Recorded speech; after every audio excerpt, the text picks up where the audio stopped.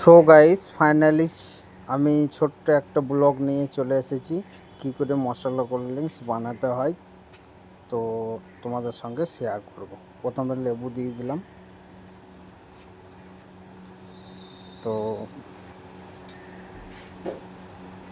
তারপরে একটু বিট লবণ দিয়ে দিলাম,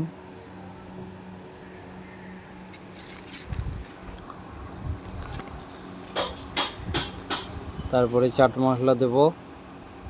এই চাট মশলা দিচ্ছি,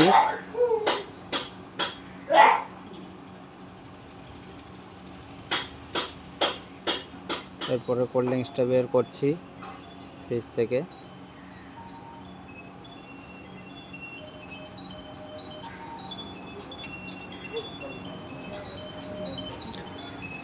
তো কোল্ড ড্রিঙ্কসটা দিচ্ছি, দেখো দেখো বন্ধুরা, কোল্ড ড্রিঙ্কসটা দিয়ে দিলাম।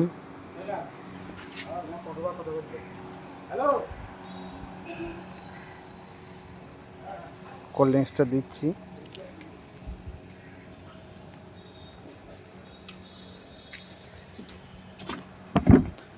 কোল্ড ড্রিঙ্কসটা দিয়ে দিলাম।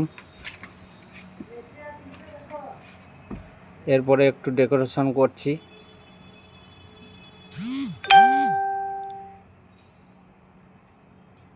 একটু ডেকোরেশন করে নিচ্ছি।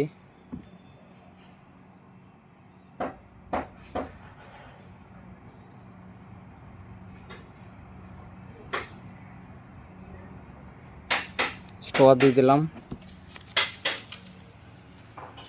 এবার আমি সার্ভ করব। দেখো রেস্টুরেন্টে নিয়ে যাচ্ছি।